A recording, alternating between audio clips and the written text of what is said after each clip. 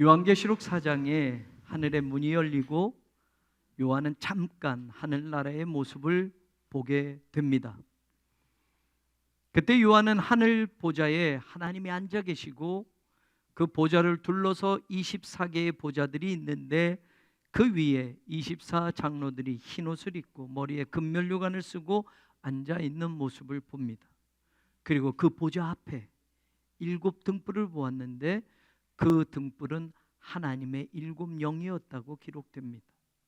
그리고 5장에서는 하나님의 보좌와 24 장로들의 보좌 사이에 어린 양이 서 있는데 하나님의 오른손에서 두루마리를 취하시고 그 임봉을 떼시려고 하는 모습과 그 어린 양 앞에 24 장로들이 엎드려서 새 노래를 부르는 그 소리를 듣게 됩니다.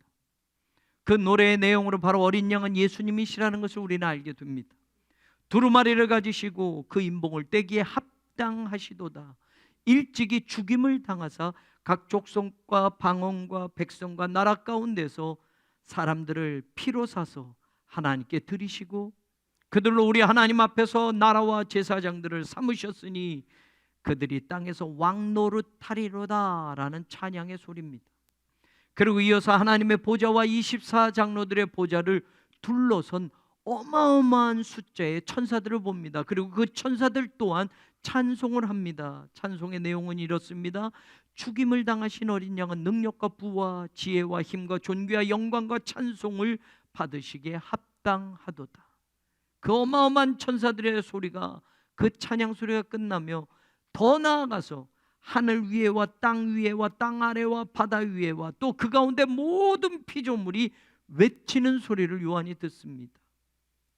보좌에 앉으신 이와 어린 양에게 찬송과 존귀와 영광과 권능을 세세토록 돌릴지어다. 요한이 요한계시록에 기록한 그 하늘의 모습을 들여다보면 하늘나라의 성부 하나님, 성자 하나님, 성령, 삼위일체 하나님이 함께 계시는 모습이 바로 계시록에 나오고 있습니다. 그 하늘나라에 계신 하나님, 성령님, 예수님이 이 땅에도 유일하게 함께 계시는 곳이 있습니다. 바로 교회입니다. 지난 홍랩산 기도회에 나누었던 말씀의 전반부 3일의 말씀이 바로 그 내용입니다. 저는 올 한 해 우리 교회가 성전 건축을 완공하는 중요한 해이기도 하면서 더불어 교회가 건물이 아니라 바로 우리 자신이라는 것을 우리들이 깨닫고 우리가 교회로 굳건하게 세워지는 그런 한 해가 되기를 소망하고 있습니다. 성가대가 준 떡을 오기 전에 먹었더니 여기 껴가지고 툭 튀어나오려고 그래서 그거 콩 껍질인가요? 그게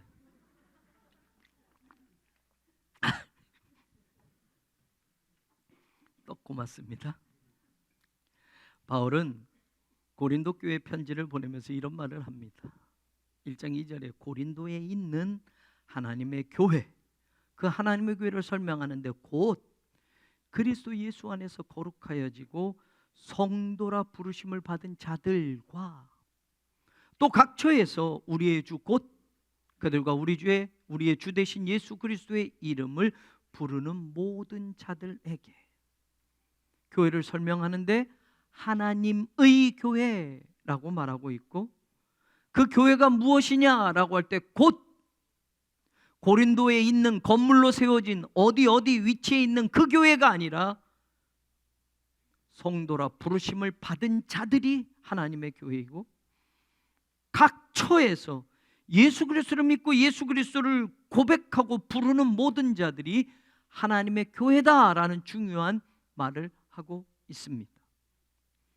교회라는 단어는 교회가 처음에 사용한 단어가 아닙니다. 바울 당시에 세상에서 쓰던 단어인데 바울은 그 교회라는 단어, 에클레시아라는 단어를 교회 안에 가지고 들어와서 말하는 겁니다. 에크, 뭐뭐로부터, 칼레오, to call, from, 뭐뭐로부터 불려진 사람, 뭐뭐로부터 불러낸 사람들이 바로 교회라는 뜻을 가지고 있습니다. 하나님이 세상으로부터 불러낸 구원받은 사람들이 교회라는 말입니다. 세상 속에서 살지만 예수 그리스도를 믿고 예수 그리스도를 구세주로 고백하고 부르는 모든 자들이 교회다라고 바울은 이야기하는 겁니다. 하나님이 세상으로부터 불러냈다고 한다면 하나님이 선택하셨다라는 것을 말하는 겁니다. 요한복음 15장 19절에 보면 너희가 세상에 속하였으면 세상이 자기의 것을 사랑할 것이지만 너희는 세상에 속한 자가 아니요 도리어 내가 너희를 세상에서 택하였기 때문에 세상이 너희를 미워하느니라.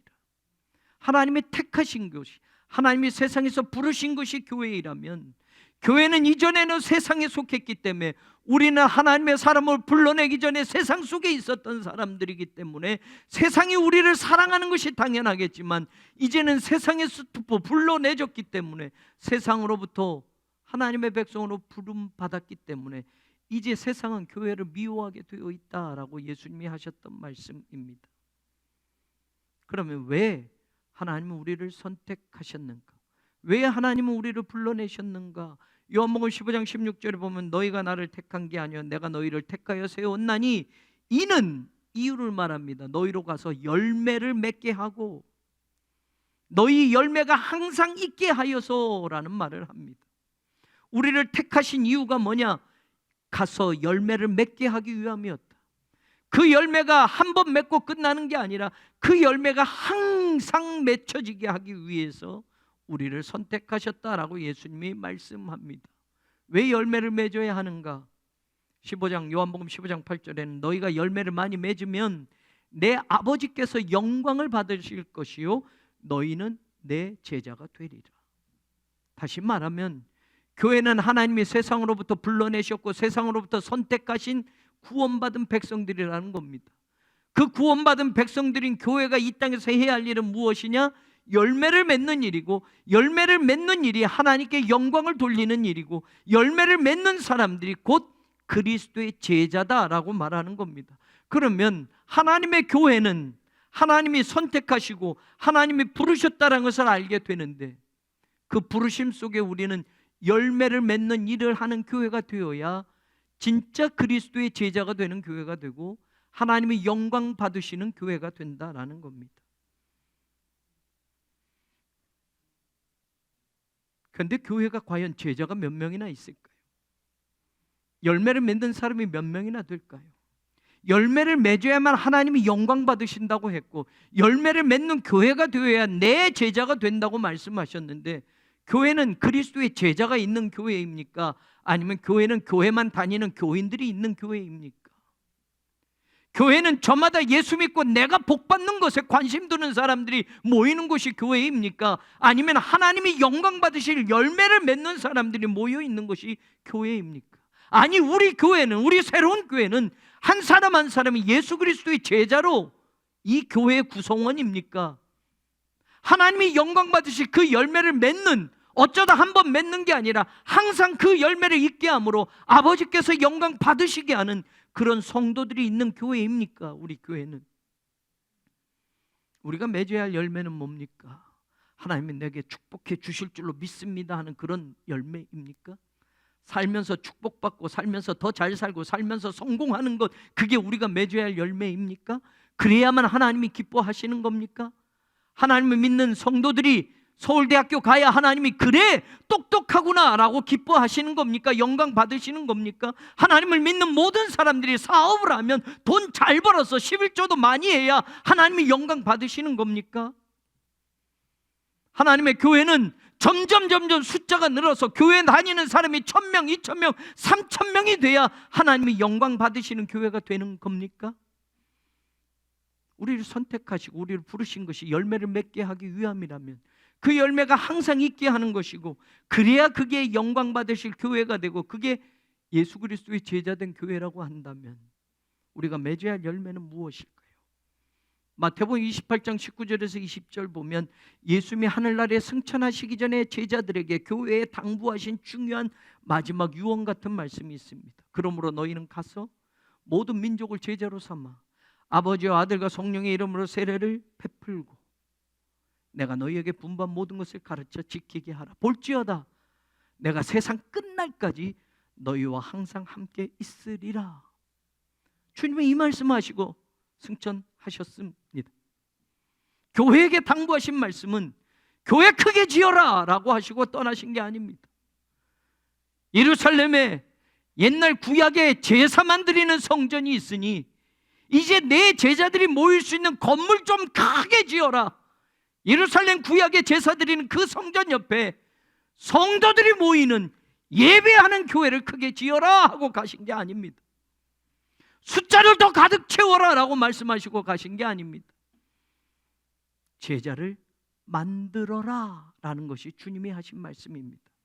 너희는 가서 모든 족속으로 제자를 삼아 아버지, 아들과 성령의 이름으로 세례를 베풀고 내가 너희에게 분부한 모든 것을 가르쳐 라고 할 때 동사가 4개 있는 것처럼 보이지만 예수님이 하신 말씀의 동사는, 본 동사는 제자를 삼아 하는, 제자를 만들어라 라고 하는 make disciples 라고 하는 이 동사 하나만 본래 동사입니다. 가서 베풀고 가르쳐는 여러분 분사형으로 나와 있습니다. 분사형은 단독적으로 독립적으로 이루어질 수 있는 내용이 아닙니다. 본동사를 수식하고 본동사에 의존해야만 여러분 그 분사형 동사가 해석이 되는 겁니다. 다시 말하면 제자를 만들어라가 가장 중요한 예수님의 명령이었고, 제자를 만들기 위해서는 너희는 가야 돼, 너희는 세례를 베풀어야 돼, 너희는 내가 분부한 모든 것을 가르쳐야 돼 라고 하시는 말씀입니다. 가르치고 가고 세례를 베푸는 건 제자를 만들기 위함이라는 것을 강조하는 겁니다. 그런 예수님이 정말 강조하셨던 것은, 이 땅에 교회가 해야 할 중요한 것은, 이 땅에 하나님이 받으실 영광스러운 열매는 바로 제자를 만드는 일이었다라는 겁니다.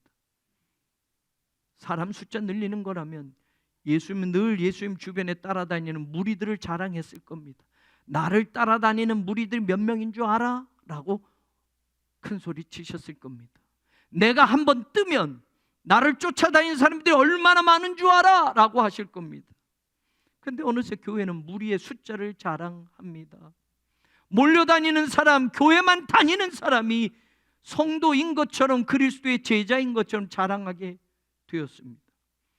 진짜 열매를 맺는, 진짜 그리스도의 제자를 만드는 또 다른 교회가 되어야 하는데, 주님이 세우신 교회가 되어야 하는데, 하나님이 영광 받으실 그런 교회가 되어야 하는데, 우린 제자 만드는 일, 제자를 삼는 일, 이를 우리가 사명으로 감당하고 있느냐라는 겁니다. 고린도전서 1장에서 하나님의 교회라고 말한 그 하나님의 교회, 하나님이 주인이라는 말입니다. 하나님이 선택하셨으니까, 또 한 가지 하나님의 선택하신 것과 더불어 하나님의 소유격으로 나와 있으니 교회는 하나님이 주인이시라는 말입니다.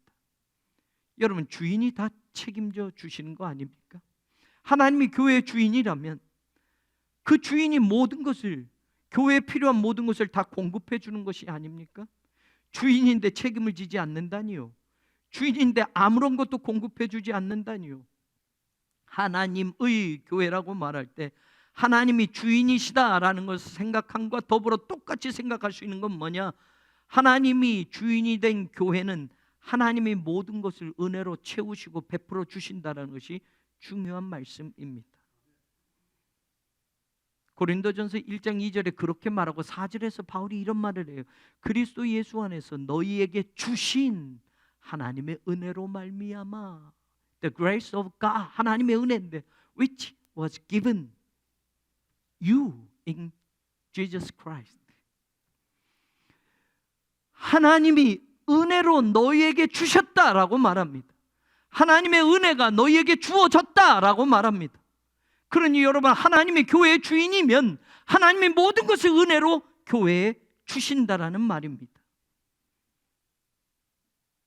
그래서 고린도 교회는 이방 땅에 세워진 교회였지만 모든 일, 모든 언변과 모든 지식에 풍족했고 그리스도의 증거가 고린도 교인 안에서 견고하게 되었고 모든 은사에 부족함이 없었다고 바울은 말하고 있는 겁니다. 고린도 교인들의 수준이 높아서 그리 된 것이 아닙니다. 고린도 교회에 다니는 사람들이 다른 사람들보다 지적이어서, 다른 사람들보다 무언가 좀 잘난 것이 있어서 그들이 모든 것이 풍족했고 은사가 부족함이 없었고 그리스도 예수의 증거가 견고해진 것이 아니라는 말입니다. 그 모든 것은 하나님이 주신 은혜 때문이었다라는 말입니다. 교회가 하나님의 것이기 때문에 하나님은 하나님의 교회에 필요한 것을 공급해 주시는 겁니다. 왜요? 그 은혜를 받아서 어떻게 하라고요? 그 은혜 받아서 세상에서 멋지게 살라고요? 그 은혜 받아서 세상에서 성공하는 사람들이 각자 되라고요? 그 은혜 받아서 돈 많이 벌라고요? 아니요. 고린도전서 1장 7절 하반절에 우리 주 예수 그리스도의 나타나심을 기다림이라 라고 말합니다. 고린도 교회 은혜로 주신 것들을 가지고 모든 언변과 지식에 풍족했고 모든 일에 풍족했고 그리스도의 증거가 견고해졌고 모든 은사에 부족함이 없게 하나님이 공급해 주신 이유는 예수 그리스도가 다시 오실 때까지 그 기다림을 분명하게 견고하게 지키라고 주셨던 은혜라는 말입니다. 교회는 하나님의 선택으로 이 땅에 세워졌습니다. 교회는 하나님께 영광을 올려드리는 열매를 맺기 위해 세워졌습니다. 예수 그리스도의 제자가 되어서 주님과 교제하게 하시는 하나님의 은혜 가운데 제자를 만드는 일을 하도록 예수 그리스도가 다시 오시는 그날을 기다리며 우리는 그 일을 하도록 그 사명을 하도록 하나님은 우리를 세상으로부터 불러내신 하나님의 교회라는 걸 잊지 않기를 주님의 이름으로 축원합니다. 하나님의 교회이기에 하나님이 부족한 것을 채우시고 하나님의 은혜로 공급하실 것을 믿고 그 모든 것을 가지고 예수 그리스도를 기다리는 신앙의 정절을 지키고 예수 그리스도를 지키는 그리스도를 전하는 복된 삶의 그 모든 자리가 바로 하나님의 교회인 우리에게 이루어져 가기를 주의 이름으로 축원합니다. 바울은 이어서 고린도전서 6장 19절에서 너희 몸은 너희가 하나님께로부터 받은 것이요 그러니 너희 가운데 계신 성령의 전인 줄을 알지 못하느냐. 하나님의 교회일 뿐만 아니라 성령이 거하시는 성전이 바로 교회라고 가르쳐주고 있습니다. 하나님의 교회, 곧 하나님이 불러낸 사람들, 그리스도 예수를 구세주로 고백하는 사람들이 교회라고 했다고 한다면 바로 그 사람들 속에 성령님이 살고 계시는 것이 성전인 것이 교회라고 바울은 이야기합니다.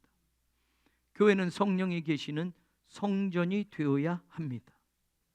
교회가 건물이 아니라 사람이라면, 교회가 건물이 아니라 예수 그리스도를 구세주로 믿고 고백하는 사람들이 교회라면 그 사람들의 삶 속에 성령님이 살아 계셔야 된다라는 말입니다. 그게 진짜 교회라는 말입니다. 교회는 그러기에 철저하게 성령님과 관계되어져야만 합니다. 고린도전서 3장 16절에 그래서 너희가 하나님의 성전인 것과 하나님의 성령이 너희 안에 계시는 것을 알지 못하느냐. 바울이 이런 말을 합니다. 성령이 너희 안에 계신다라고 하는 이 계시다라는 단어는 live, 살다라는 동사입니다. 성령님이 너희 안에서 살고 계신다라는 말입니다. 그리고 너희가 하나님의 성전인 것을 알지 못하느냐라고 할 때 성전이라는 이 단어가 중요한 단어입니다. 히라보로 두 개의 단어를 자주 씁니다. 히에론이라는 성전이라는 단어도 똑같은 성전으로 번역합니다. 그런데 이 히에론이라는 단어는 성전의 뜰, 마당까지 다 포함한 성전을 히에론이라고 말합니다. 그리고 나오스라는 단어도 성전으로 번역하는데 이 단어는 하나님의 임재가 있는 지성소가 있는 부분, 성소와 지성소가 있는 부분만 성전으로 부르는 나오스라는 단어가 쓰여집니다. 그러니 포괄적으로 그냥 성전 마당과 뜰까지 다 합친 히에론이라는 성전, 그 단어를 바울은 여기서 쓰고 있지 않습니다. 하나님의 거룩한 임재가 있는 지성소가 있는 나우스라는 단어로 성전이라는 단어를 쓰고 있습니다. 중요한 겁니다. 하나님의 법궤가 있었고 바로 그곳에만 하나님이 임재하셔서 1년에 한 번 대제사장만 유일하게 들어갈 수 있는 그 거룩한 자리, 죄가 있으면 절대로 그 안에 들어갈 수 없고 죄가 있는 사람이 하나님을 만날 수 없기에 제사장도 혹 들어가기 전에 자신의 죄를 속죄 제물로 다 드리고 들어가야만 했고, 그래도 혹시 그 죄사함을 받지 못하면 죽을 수도 있기에 제사장은 방울이 달린 옷을 입고 발목에 줄을 매들고 여러분 그 지성소 안으로 들어갔던 겁니다. 방울 소리가 계속 울려 퍼져야 죽지 않은 것을 알고 방울 소리가 멈추면 죽은 줄 알고 사람들이 감히 들어가지 못하고 줄로, 발에 묶인 줄로 제사장 끌어내야만 했기 때문에 그렇습니다. 하나님의 임재가 있기 때문에 그것은 거룩한 곳입니다. 거룩한 곳이기 때문에 죄가 머무를 수가 없습니다. 그런데 바로 우리를 너희가 하나님의 지성소인 걸 알지 못하느냐? 바로 거기에 하나님의 성령이 살고 있단다 라고 바울이 말하고 있습니다. 하나님의 임재가 있는 그 거룩한 자리, 그 나우스가 바로 우리 자신이 되어야 된다고 말합니다. 그러니 하나님의 성전은 거룩하니 너희도 거룩할지어다 라고 말하는 겁니다. 그래서 고린도전서 6장 20절에 값으로 산 것이 되었으니 그런즉 너희 몸을 가지고 하나님께 영광을 돌려라 라고 말합니다. 마음이 중요하지? 아니요, 너희 몸으로 하나님께 영광을 돌리라. 마음이 중요하지? 너희 몸이 하나님의 성전이다 라고 말합니다. 사도행전 20장 28절에 유명한 말이 있습니다. 하나님이 자기 피로 사신 교회라는 겁니다. 고린도전서 6장 20절에 값으로 산 것이 되었다라고 말할 땐 하나님의 피값이 교회의 값이었다라는 말입니다. 하나님이 죽으심으로 우리를 살리신 것이 교회의 값이 되었다라는 말입니다. 하나님이 우리 대신 죽으심으로 우리를 구원하셔서 하나님이 교회를 사셨기 때문에 그 몸값을 제대로 알고 하나님께 영광을 돌리는 삶을 우리의 몸으로, 우리의 삶으로 살아가야 된다라고 말하는 겁니다. 스포츠 선수들이 엄청난 몸값을 가지고 있지 않습니까? 축구 선수들, 농구 선수들, 야구 선수들, 어떤 사람은 수천억에 달하는 그런 몸값을 가지고 있습니다. 그들이 그만큼 돈을 지불하고 구단이 그 사람을 샀는데 그 몸값을 제대로 발휘하지 못하면 그 사람들은 또 헐값에 팔리고 맙니다. 우리는 값으로 샀다고 말합니다. 스포츠 선수 한 사람이 수천억 하면 와 라고 하는데, 여러분 세상이 말하는 그 수천억 어마어마한 돈이지만 여러분 하나님의 피값은 도대체 얼마나만 가치가 있을까요? 프라이슬리스, 값으로 매길 수가 없습니다. 우리를 값으로 주고 사셨기 때문에 우리 한 사람 한 사람의 그 값은 하나님이 얼마나 소중하게 여기시는지 값으로, 세상의 값으로, 세상의 프라이스로 매길 수 없는 존재들이라는 겁니다. 세상에서는 별 볼 일 없는 인생처럼 취급받습니다. 세상 사람들은 우리 인생이 특별하지도 않으면, 유명하지도 않으면, 대단하지도 않으면 별 볼 일 없는 것처럼 취급합니다. 그러나 하나님이 우리를 세상에서 불러내시고 우리 한 사람 한 사람을 하나님이 대신 죽으심으로 하나님이 자기 피로 사셨기에 우리 한 영혼은 온 세상보다 더 귀하다고 하나님은 말씀하시는 겁니다.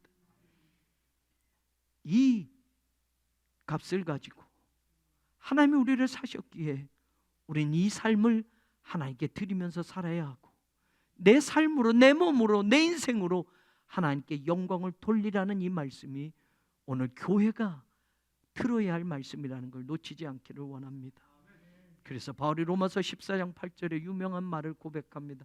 우리가 살아도 주를 위하여 살고 죽어도 주를 위하여 죽나니 사나 죽으나 그러므로 우리는 모두 주의 것, 주님의 것. 내 인생은 내 것, 내 맘대로 내가 하는 게 아니라 죽어도 주의 것으로, 살아도 주의 것으로 살아야 할, 사나 죽으나 주의 것이다. 왜? 하나님이 자기 피로 우리를 사셨기 때문에, 하나님의 피값이 있는 존재이기 때문에 우리의 삶은 그 모든 것이 하나님을 위해서 살아야 하는 것이라는 것, 바울이 고백하는 겁니다. 하나님 없이 사는 사람은, 이 세상에서 하나님이 어디 있어? 하나님 없어 라고 그렇게 사는 사람은 죽어서도 하나님 없이 살게 됩니다. 다시 말하면 하나님의 은혜가 끝난 영원한 지옥에서 하나님 없이 살게 됩니다. 하나님 없이 사는 게 진짜 얼마큼 큰 고통인지를 영원토록 느끼며 살도록 그들은 지옥에서 살 수밖에 없다는 겁니다. 이 세상에서는 자기가 주인인 것처럼 하나님 없어도 돼, 하나님 없어 라고 마음껏 삽니다. 그러면 죽어서도 하나님 없이 사는 고통이 어떤 것인지, 하나님의 은혜가 단절된 그 지옥에서 영원한 불못에서 영원한 고통을 느끼며 살게 된다라는 말입니다. 그래서 고린도전서 6장 9절과 10절에는 불의한 자가 하나님의 나라를 유업으로 받지 못한다, 불의하다라는 말은 하나님의 말씀을 따라 살지 않는 사람들, 하나님을 믿지 않는 사람들, 하나님 없이 사는 사람들을 말하는 겁니다. 그래서 바울은 계속 설명을 합니다. 미혹을 받지 말라. 음행하는 자, 우상 숭배하는 자, 간음하는 자, 탐색하는 자, 남색하는 자, 도적이나 탐욕을 부리는 자, 술 취한 자, 모욕하는 자, 속여서 빼앗는 자들은 하나님의 나라를 유업으로 받지 못한다. 모두 하나님 없이 사는 사람들의 전형적인 이 세상의 모습입니다. 하나님 없다고 생각하니까 자기가 주인처럼 사는 겁니다. 하나님 없다고 생각하니까 자기 몸을, 자기 육체의 욕망만을 위해서 사는 겁니다. 세상의 욕심만을 채우기 위해서 사는 겁니다. 그런 사람들은 절대로 하나님의 나라를 유업으로 받지 못하리라 라고 말하는 겁니다. 그러나 이 땅에서 하나님이 있는 것을 믿고 사는 사람은 죽어서도 하나님이 계신 곳에서 하나님의 은혜가 다음이 없는, 하나님의 은혜가 영원히 계속 베풀어지는 바로 그 천국에서 하나님의 나라를 유업으로 받고 살 수 있게 되는 것입니다. 고린도는 항구 도시였습니다. 상업 도시였습니다. 큰 시장이 형성되어져 있었습니다. 극장 같은 당시에 사람들이 놀 수 있는, 유흥을 즐길 수 있는 곳도 있었습니다. 아폴로 신전도 있었고 아프로디테 신전도 있었습니다. 당시 아프로디테 신전에는 제사 드리러 오는 남자들이 성적으로 음란함을 받고 제사로 드리는 그런 신전 창기의 역할을 했던 여자 사제들이 1000명이나 넘었다고 합니다. 고린도 교회도 그런 영향, 그런 문화 속에서 살던 사람들이 예수님을 믿게 된 것을 무시할 수 없었습니다. 그들의 몸을 방탕하게 살았던 사람들이었습니다. 그 당시, 그 시대, 그 문화, 그 고린도에서 살던 사람들은 그게 죄가 아니었기 때문에 그렇게 살아왔었습니다. 크리소스톰은 이제까지 존재한 도시들 가운데 가장 부패한 도시가 고린도다라고 말하기도 했습니다. 현대 영어의 코린티안, 고린도 사람이라고 하는 이 영어의 해석을 보면 남봉꾼이라고 되어 있습니다. 코린티안은 고린도 사람이라고 번역할 수 있는데 그것이 상징하는 의미는 남봉꾼입니다. 고린도 사람들이 얼마나 그렇게 살았는지 지금 현대어 영어 사전에도 남봉꾼으로 고린도 사람을 번역해 놓고 있습니다. 고대 그리스에서는 고린도 시민 같은이라고 만약에 말한다면 그 뜻은 사치하고 방탕한이라는 뜻으로 사용되어졌던 겁니다. 고린도 사람들이 그랬고 고린도의 문화가 그랬습니다. 당시 철학적인 사전에 영지주의가 깊게 들여져 있었습니다. 몸은 중요하지 않아. 몸은 영원하지 않기 때문에 중요한 건 영혼이야 라는 겁니다. 그러니 사람들은 몸은 아무렇게 살아도 괜찮다고 생각하면서 살았던 겁니다.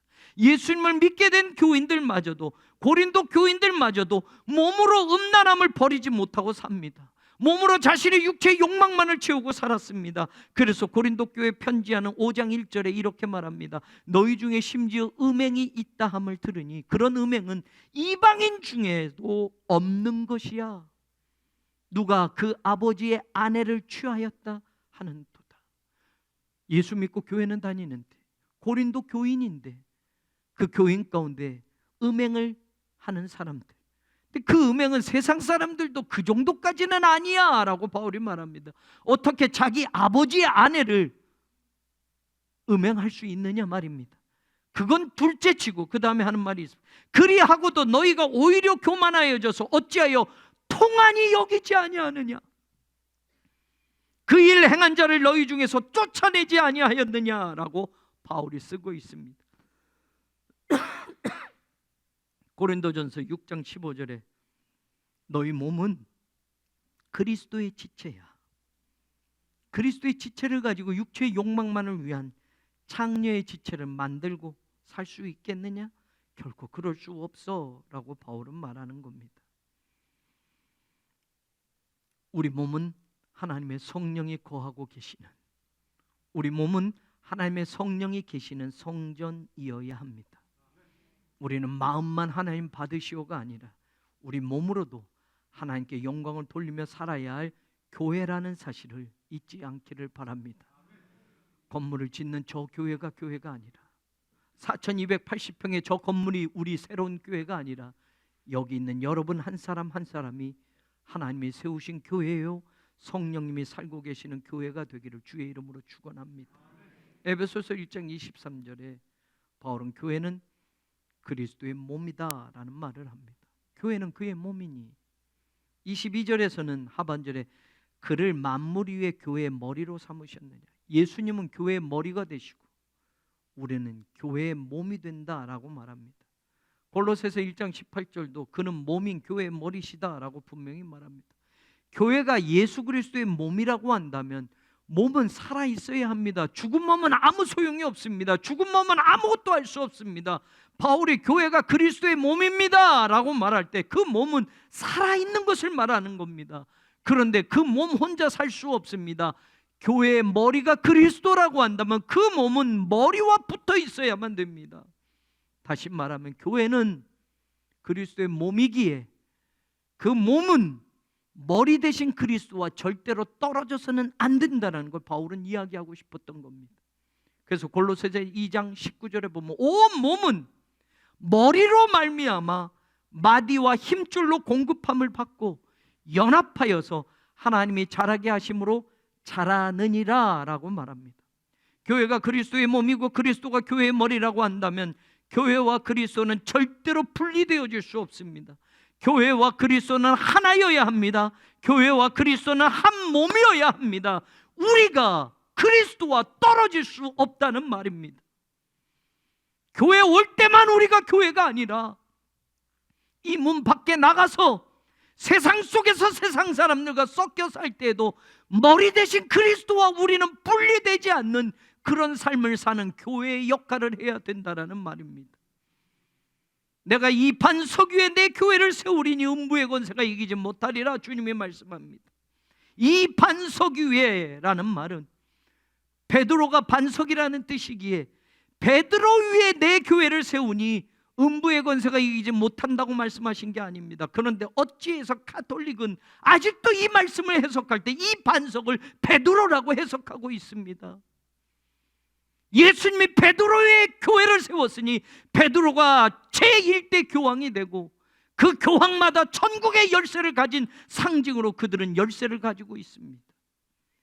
사람이 교회가 아닌데 베드로 위에 교회를 세운 것이 아닌데 베드로가 고백한 주는 그리스도시요 살아계신 하나님의 아들입니다라고 하는 그 믿음의 고백을 이것은 네가 알고 있는 것이 아니고 네가 혈육으로 하는 것이 아니고 내 아버지께서 알고 계신 거라고 주님이 칭찬하셨던 그 믿음의 고백 위에 내가 내 교회를 세우신다 하셨던 겁니다. 그래야 음부의 권세가 이기지 못하는 겁니다. 사람 위에 교회를 세우면 그 사람은 부패합니다.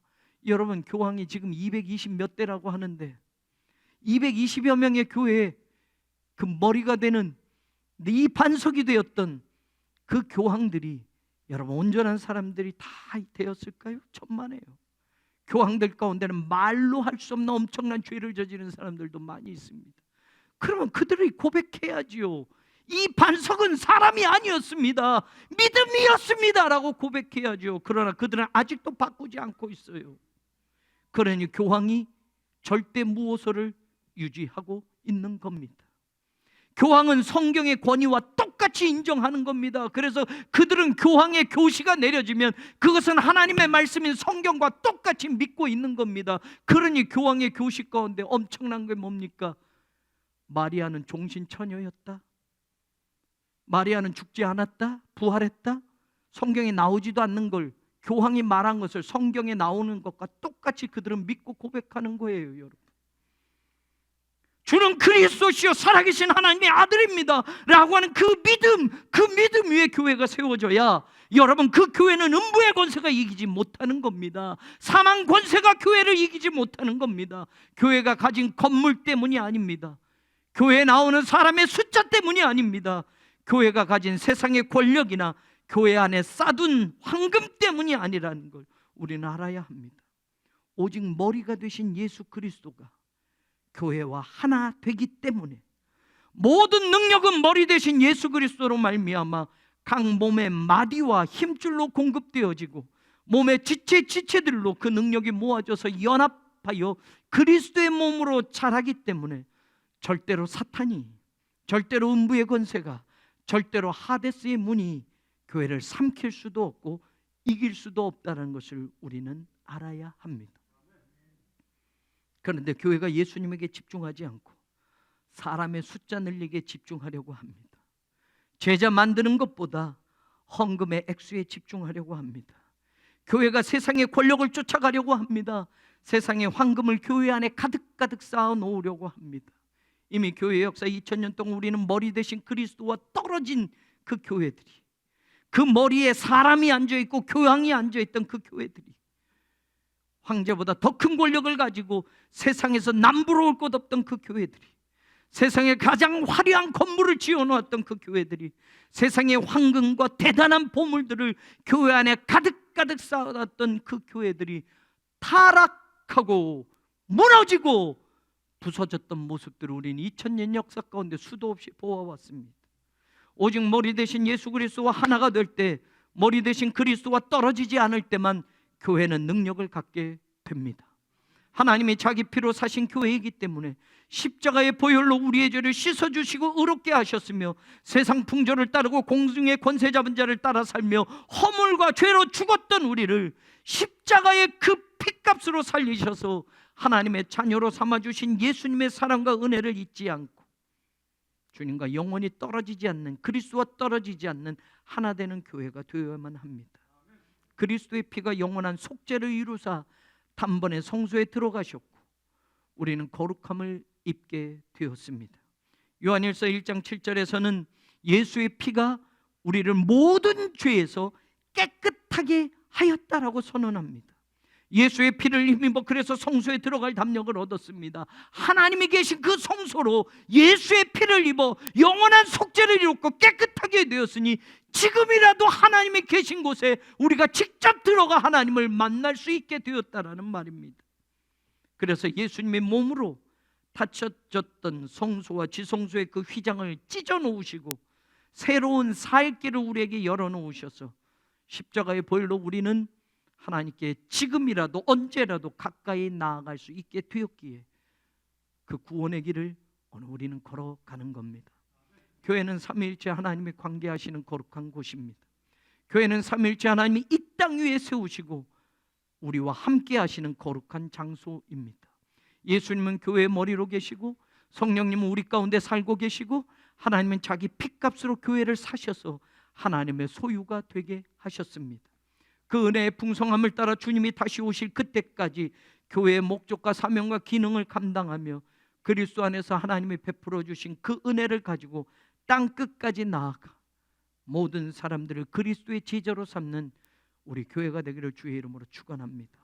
그 교회를 위하여 주님은 마지막 승천하심에 약속하셨습니다. 땅 끝까지 나아가 제자를 삼는 그 교회에 볼지어다 내가 세상 끝날까지 너희와 항상 함께 있으리라. 그 약속을 붙잡고 다시 오실 신랑 되신 예수 그리스도를 기다리는 정결한 신부로 우리 모두가 믿음의 자리를 지키는 하나님의 교회, 성령이 거하시는 성전, 그리스도의 몸인 삼위일체 교회가 되기를 간절히 축원합니다.